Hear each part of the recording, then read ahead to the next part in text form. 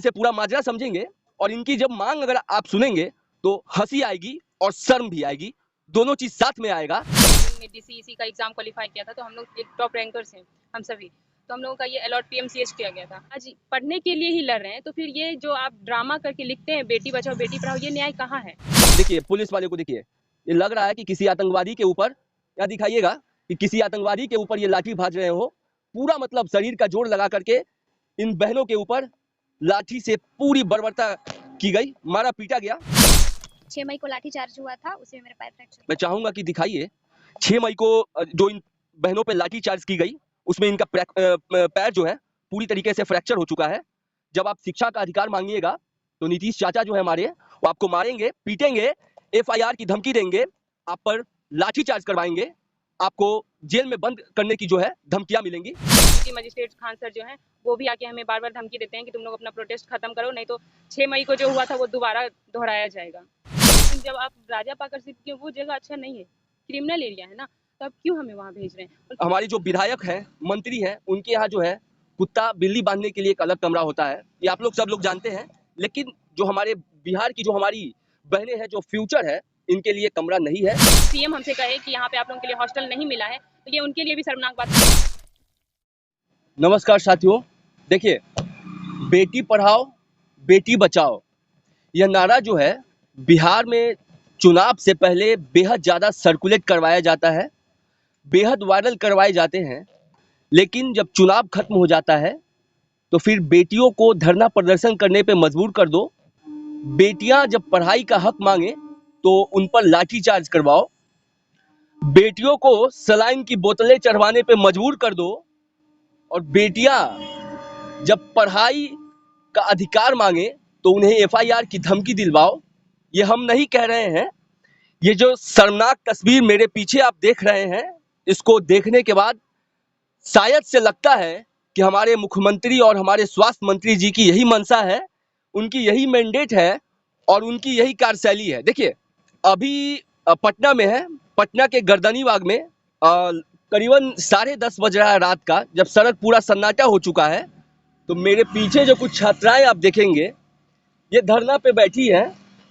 हम इनसे जानेंगे कि जब पूरा शहर, पूरा देश, पूरा बिहार जब सो रहा है तो आखिर ऐसी क्या मजबूरी है कि इन बहनों को, इन छात्राओं को इस सड़कों पे रात गुजारने को ये मजबूर है।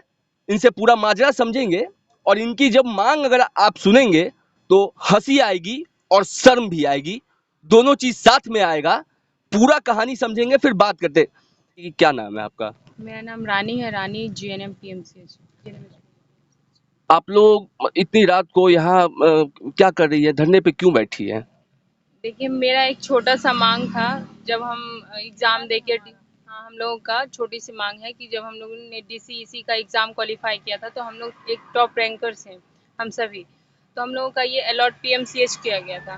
तो हम लोगों ने 1 साल कोर्स किया पीएमसीएच में। जब हम सेकेंड ईयर में आए तो हमें एकाएक बोला जाता है कि अब आप लोग आगे का कोर्स राजा पाकर में करेंगे, जो कि एक वैशाली में है, और राजा पाकर के सदर अस्पताल में आप लोगों का ट्रेनिंग होगा। क्योंकि हम लोग मेडिकल कॉलेज के लिए अलॉट किए गए थे, फिर सदर अस्पताल में क्यों जाएं? मेडिकल कॉलेज तो मेडिकल कॉलेज होता है, वहाँ पे हज़ारों की संख्या में पेशेंट होते हैं, और सदर अस्पताल वो 30 बेड का है, और वहाँ पे पेशेंट भी बहुत कम रहते हैं। फिर हम लोग 200 स्टूडेंट हैं, तो किस तरह से हम वहाँ पे ट्रेनिंग करेंगे, किस तरह से हम वहाँ पे कोई चीज़ सीख लेंगे? और जब हम सीखेंगे नहीं तो स्वास्थ्य विभाग आगे कैसे बढ़ेगा? सबसे बड़ी बात तो ये है ना। और हम यहाँ पे इसलिए बैठे हैं ताकि हम अपनी शिक्षा का अधिकार पा सके। सरकार जो कहती है बेटी बचाओ बेटी पढ़ाओ, हम आज पढ़ने के लिए ही लड़ रहे हैं, तो फिर ये जो आप ड्रामा करके लिखते हैं बेटी बचाओ बेटी पढ़ाओ, ये न्याय कहाँ है? ये आप जो नारा लगाते हैं ये हम लोग के साथ कहाँ? अब तो ये चलने लगा है कि बेटी को लाठी चार्ज करो और उसको सड़क पे बैठाओ। अब तो उल्टा होने लगा है। हम लोग जब अपनी मांग के लिए लड़ते हैं तो आप हम पे लाठी चार्ज करवाते हैं, फिर जब हम लोग प्रोटेस्ट करते तो आप हमें मेंटली टॉर्चर करते हैं, फिजिकली तो आप लोगों ने कर ही चुका है, और अभी भी धमकी देते हैं कि आपके साथ फिर से लाठी चार्ज होगा। कौन दिया धमकी? ये जो सारे लोग देते हैं, प्राचार्य भी देते हैं, सुप्रिंटेंडेंट भी देते हैं, और अब ये यहाँ के जो खान सर हैं, एमएस खान सर, वो भी देते हैं। वो भी हर बार सिटी मजिस्ट्रेट। हाँ, सिटी मजिस्ट्रेट खान सर जो हैं वो भी आके हमें बार बार धमकी देते हैं कि तुम लोग अपना प्रोटेस्ट खत्म करो, नहीं तो 6 मई को जो हुआ था वो दोबारा दोहराया जाएगा। इस तरह की धमकी देके हमें मेंटली 6 मई को आप लोगों के साथ क्या हुआ था? 6 मई को हम लोगों के साथ लाठीचार्ज किया गया था, जब हम लोग शांतिपूर्ण तरीके से प्रोटेस्ट कर रहे थे अपने ये हॉस्टल के आगे में बैठ के। तभी अचानक से कई सारे सैकड़ों पुलिस आए थे और वहाँ पे, और सुपरिटेंडेंट ने उन्हें पैसे दे के या किसी भी तरह से बना के उन लोगों ने कहा था कि बच्चों को जिस तरह से मारना हो मारो, लेकिन इस लोग का प्रोटेस्ट खत्म किया जाए।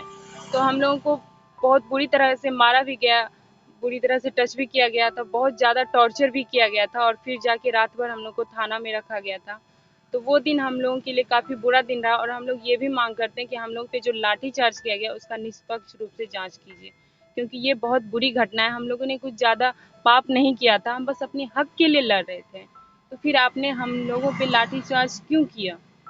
तो इस चीज़ के लिए प्रोटेस्ट आगे भी करेंगे, अगर मांगे जब तक पूरी नहीं होगी तब तक हम अपना प्रोटेस्ट जारी रखेंगे। ये आप लोग यहाँ मतलब कब से हैं? कब से धरना प्रदर्शन कब से कर रहे हैं? यहाँ 2 मई से स्टार्ट हुआ था। 2 मई से? हाँ, 2 मई से स्टार्ट हुआ था, जब हम लोग पीएमसीएच के अंदर ही कर रहे थे। जब वहाँ पे हम लोग को लाठीचार्ज करके हम लोग को हॉस्टल खाली करवा के सड़क पे उतार दिया गया था। फिर उसके बाद हम लोग घर चले गए थे सारा सामान लेके। फिर हम लोगों ने इस प्रोटेस्ट को और जारी रखा, तब हम यहाँ 23 से यहाँ गर्दनी बाग में प्रोटेस्ट जारी रखे। 23 तारीख से? हाँ, 17 दिन आज हो गया, और हम लोग पीछे 5 दिन से भूख हड़ताल पे हैं, जिसमें हम लोगों ने ना ही खाना खाया ना ही पानी पिए हैं, और हम लोग ऐसे ही प्रोटेस्ट करें ताकि सरकार किसी भी तरह हमारी बात को सुने, हमारी बात को समझे, क्योंकि हमारी बहुत बड़ी मांग नहीं है। हम लोग बस पढ़ाई का हक मांग रहे हैं ना, हमें हमारा हॉस्टल दे दीजिए। वहाँ भी हम हॉस्टल में ही रहते हैं, लेकिन जब आप राजा पाकर सिर्फ के वो जगह अच्छा नहीं है, क्रिमिनल एरिया है ना, तो आप क्यों हमें वहाँ भेज रहे हैं और क्यों बोल रहे हैं कि हमें सदर अस्पताल में काम करना है? हम मेडिकल स्टूडेंट हैं, तो आप किसी सदर अस्पताल में हमें क्यों भेज रहे हैं? ये तो पढ़ाई का तो दुरुपयोग हुआ ना। हम लोग अच्छी तरह से पढ़ाई किए, अच्छे कॉलेज पाए, तो आप हमें किसी नॉर्मल जगह पे भेज रहे हैं। ऐसे में तो पढ़ाई करना तो पाप है, हमें तो पढ़ना ही नहीं चाहिए था। देखिए लगभग 17 दिनों से आप लोग हैं। ये भी हम जानना चाहेंगे कि सरकार तो अभी तक आप कोई भी बातचीत हुआ है सरकार की तरफ से? हम लोगों ने सारा एप्लीकेशन सबको दिया है, लेकिन हमें ऐसा कोई आश्वासन नहीं मिला जिससे हम अपना प्रोटेस्ट बंद कर सके। सबने हमारी बातों, किसी ने कहा कि ठीक है तुम्हारी मांग मतलब जायज़ है, इस बात पे लड़ना चाहिए, लेकिन उन्होंने ये नहीं कहा कि हम तुम्हें हॉस्टल दिलवा देंगे। ये कोई वादा नहीं? वादा किसी ने नहीं किया। देखिए, अगर मांगे नहीं मानी जाएगी, अभी तक तो कुछ हुआ नहीं है, तो फिर मतलब क्या होगा? 17 दिन हो चुका है, 5 दिन से आप लोग भूख हड़ताल पे हैं। आगे भी हम लोग भूख हड़ताल, आमरण अनशन पे जाएंगे, और जब तक हमारी मांगे पूरी नहीं होगी तब तक हम यहीं रहेंगे, प्रोटेस्ट करते रहेंगे, और सरकार को हमारी मांगे को सुनना होगा, क्योंकि हमारा एक जेन्युइन मांग है। हमने आपसे कोई चीज़ इतना बड़ा नहीं मांग लिया कि आप दे नहीं पाएंगे। बहुत बड़ी पटना राजधानी है, और यहाँ पे 200 स्टूडेंट के लिए जगह नहीं है, हॉस्टल नहीं है, ये तो शर्मनाक बात है। और कोई सीएम हमसे कहे कि यहाँ पे आप लोगों के लिए हॉस्टल नहीं मिला है, तो ये उनके लिए भी शर्मनाक बात है कि वो पूरे बिहार को चलाते हैं और 200 स्टूडेंट उनसे संभाला नहीं जाता है। देखिए, और भी बहनों को दिखाइए, ये सभी छात्राएं अपनी जायज मांग को लेकर के यहाँ बैठी हैं। सभी का मायूस और उतरा हुआ चेहरा ये बतला रहा है, ये अपने आप को कोस रही होंगी कि शायद बिहार में जन्म नहीं लिए होते तो कहीं ना कहीं एक बेहतर शिक्षा और एक बेहतर जो व्यवहार सरकार की तरफ से किया जाना चाहिए था वह होता। हम और भी कुछ लोगों से बात करेंगे। आप भी भूख हड़ताल पे हैं? हाँ। देखिए देखिए, ये है कि क्या नाम हुआ आपका? प्रियंका, जो 6 मई को लाठीचार्ज हुआ था उसी में मेरा पैर फ्रैक्चर। मैं चाहूंगा कि दिखाइए 6 मई को जो इन बहनों पे लाठीचार्ज की गई उसमें इनका पैर जो है पूरी तरीके से फ्रैक्चर हो चुका है। जब आप शिक्षा का अधिकार मांगिएगा तो नीतीश चाचा जो है हमारे, वो आपको मारेंगे, पीटेंगे, एफआईआर की धमकी देंगे, आप पर लाठीचार्ज करवाएंगे, आपको जेल में बंद करने की जो है धमकियां मिलेंगी। ये मैं दिखाना चाहूंगा। इधर देखिए, सलाइन की बोतलें इधर जिनका भी जो स्थिति नाजुक होती है तो फिर ये बोतलें चढ़ाई जाती है। ये देखिए, जो 6 मई को जो प्रदर्शन हुआ था उसमें ये बहनें, इधर थोड़ा दिखाइए, ये किस तरह से इनके चेहरे को देखकर आप समझ सकते हैं कि इनको कितना बुरी तरीके से मारा गया होगा। ये जब शिक्षा का अधिकार देखिए, पुलिस वाले को देखिए, ये लग रहा है कि किसी आतंकवादी के ऊपर, यहाँ दिखाइएगा कि किसी आतंकवादी के ऊपर ये लाठी भाज रहे हो। पूरा मतलब शरीर का जोर लगा करके इन बहनों के ऊपर लाठी से पूरी बर्बरता की गई, मारा पीटा गया। देखिए, सबसे बड़ी बात क्या है कि ये छात्राएं अपने जायज मांगों को लेकर जब सरकार से गुहार लगा रही है तो सरकार इनकी नहीं सुन रही है। मांग बस इनकी यही है कि इनके साथ इनके जो दोस्त हैं, जो इनके साथ पढ़ने वाली छात्राएं हैं, इन्हें बस हॉस्टल मुहैया करा दी जाए। इन्हें राजा पाकर नहीं जाना है। जब इन्होंने परीक्षा क्वालिफाई पटना के लिए किया तो फिर राजा पाकर क्यों जाए। देखिए, सरकार, हमारे जो विधायक हैं, मंत्री हैं, उनके यहाँ जो है कुत्ता बिल्ली बांधने के लिए एक अलग कमरा होता है, ये आप लोग सब लोग जानते हैं। लेकिन जो हमारे बिहार की जो हमारी बहनें हैं, जो फ्यूचर है, इनके लिए कमरा नहीं है। पूरा पटना इतना बड़ा है, इसमें 5-6 कमरा इन लोगों के लिए नहीं सरकार उपलब्ध करा पा रही है। और आज लगभग 17 दिन होने को है। यहाँ से कुछ चंद किलोमीटर दूरी पे हमारे मुख्यमंत्री नीतीश कुमार जी अभी एसी में बैठ करके सत्ता की मलाई को भोग रहे होंगे, और जो उनको वोट दे करके उनको उनकी सरकार बनाने का काम किया, वह बहनें आज देखिए सड़क पर रात और दिन लगभग 17 दिनों से गुजारने पर मजबूर है। ये तस्वीरें कितनी शर्मनाक है, मैं समझ पा रहा हूं कि इससे शर्मनाक तस्वीर बिहार के अंदर कुछ नहीं हो सकती कि जब एक छात्राएं जो कल के डेट में बिहार और देश को सेवा प्रदान करेंगी, उनके फ्यूचर को किस तरीके से खराब किया जा रहा है, इनको राजा पाकर और वैशाली भेजने पर मजबूर किया जा रहा है।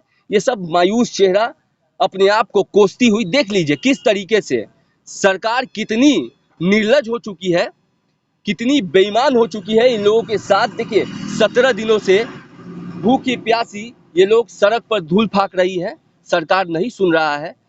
देखिए, इन लोगों को राजा पाकर भेजने की जो प्रेशराइज गवर्नमेंट के द्वारा किया जा रहा है, मैं भी नीतीश कुमार जी से कहना चाहूंगा कि कहीं ऐसा न हो कि बिहार की जो जनता आपको नालंदा से पटना पहुंचाई थी, वो फिर से पटना से कहीं आपको नालंदा न पहुंचा दे।